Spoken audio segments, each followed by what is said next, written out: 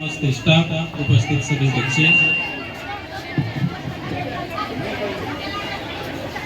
मैं district malaria officer JS Ganesh आप लोगों से मौसमी बीमारियों के संबंध में थोड़ी सी संक्षिप्त में एक सारगर्भित चर्चा करना चाहता हूँ।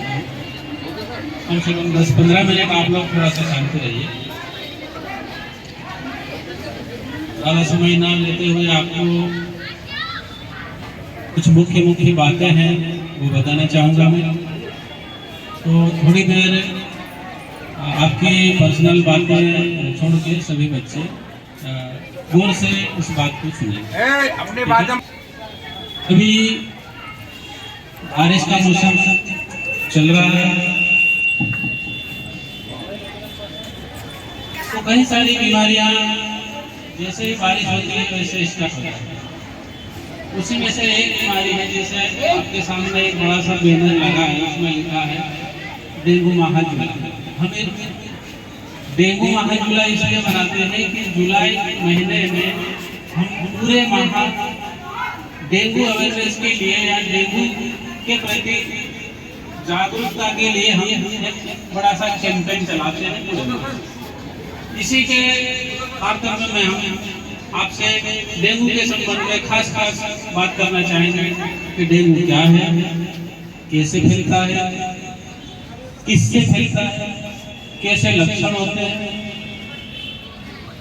कैसे जांच होती है और कैसा उपचार होता है, और हम इससे कैसे बच सकते हैं। तो सबसे पहले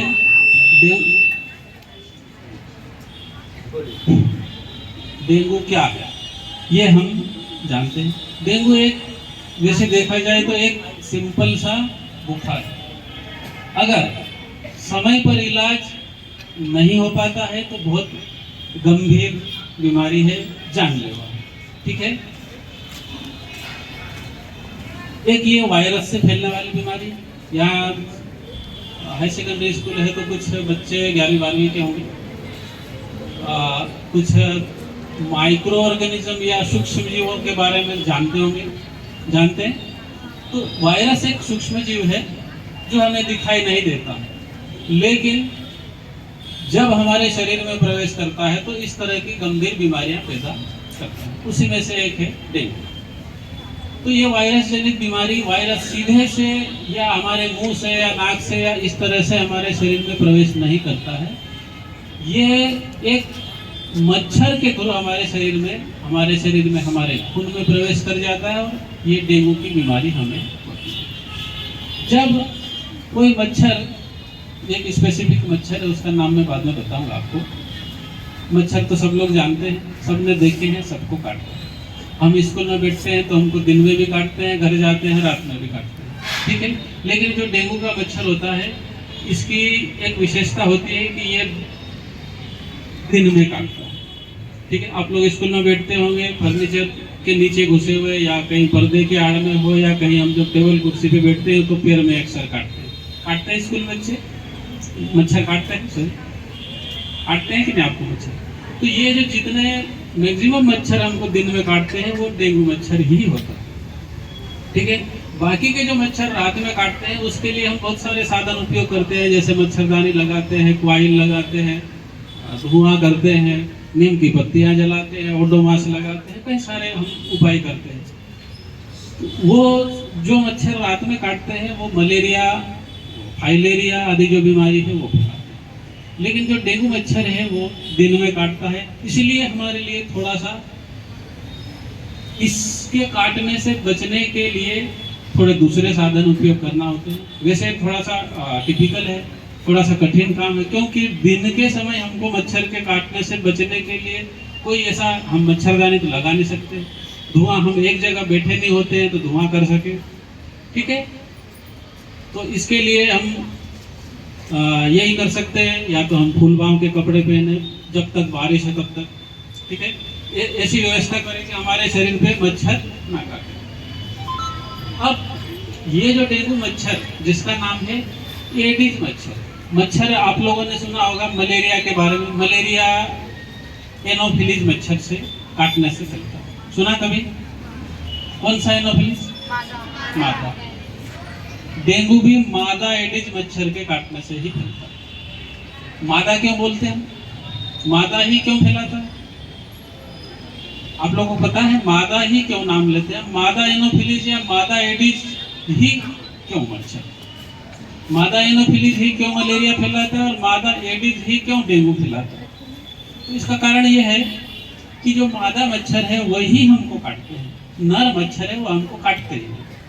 ठीक है, नर मच्छर को हमको या नर मच्छर को किसी भी जंतु के खून की आवश्यकता नहीं, इसलिए वो हमें नहीं काटता। इसलिए जो भी बीमारियां फैलेगी वो कौन से मच्छर से फैलेगी? चाहे मलेरिया हो, चाहे डेंगू हो, चाहे चिकनगुनिया हो, चाहे फाइलेरिया हो, कोई भी हो, वो फैलेगी केवल मादा एनोफिलीज या किसी भी प्रकार के मादा मच्छर के काटने से। तो हम डेंगू की बात कर रहे थे। तो डेंगू मच्छर जब जो एडिज मच्छर है, मादा एडिज मच्छर किसी संक्रमित यानी कि डेंगू से पीड़ित व्यक्ति को काटता है, उसके पश्चात में वो मच्छर हमको काटता है। ठीक है, तो उसके अंदर से जो डेंगू के वायरस है वो हमारे शरीर में इंजेक्ट कर देता है। अब आप लोग सोचते होंगे कि मच्छर तो हमारे से खून चूसता है, तो वायरस हमारे अंदर कैसे आता है? तो खून लेने से पहले वो क्या करता है? हमारे खून को जमने से रोकने के लिए कुछ लाभ हमारे शरीर के अंदर पहले छोड़ देता है। आप लोगों ने देखा होगा जब मच्छर काटता है तो कुछ खून पी लेता है, उसके बाद हमको पता चलता है। यूँ नहीं कि हमारे शरीर में मच्छर बैठा और तत्काल हम उसको पता कर लेते हैं कि हमारे शरीर में मच्छर बैठा है। ऐसा नहीं होता ना, तभी मालूम पड़ता है जब कुछ खून हमारे शरीर से वो चूस लिया होता है। समझ गए? वो इसीलिए नहीं मालूम पड़ता है कि उसके शरीर में जो एक लार होती है जिसको एंटीकोगुलेंट कहते हैं, वो थोड़ा सा हमारे शरीर में इंजेक्ट कर देने से हमारे जहाँ पर वो काटता है वहाँ हमको पता ही नहीं चलता। ठीक है, उस दौरान वो जो वायरस दूसरे से लिया हुआ है वो हमारे शरीर में इंजेक्ट कर देता है, यानी कि अंदर डालता है, और हम डेंगू के वायरस के लिए संक्रमित हो जाते हैं। अब जब हमको मच्छर काट दिया होता है तो 6 से 7 दिन 6 से 7 दिन बाद हमें क्या होने लगता है? बुखार आने लगता है।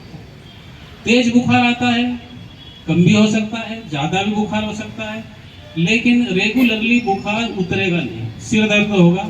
और इसका एक मेन लक्षण है आंखों के पिछले हिस्से में दर्द होता है। बुखार तो किसी भी बीमारी में आता है, जब हम ज्यादा थक जाते तो भी बुखार आ सकता है। सिर दर्द भी किसी बीमारी में आता है, थक जाते तो भी सिर दर्द होता है। लेकिन इसका मेन लक्षण हमको पहचानने में क्या आता है? आंखों के पिछले हिस्से में दर्द, मतलब आंख ऐसा लगेगा आंखों के अंदर दर्द हो रहा है। ऐसी स्थिति में हमको क्या करना चाहिए? हमको तुरंत जांच करवाना चाहिए, खून की जांच करवाना चाहिए।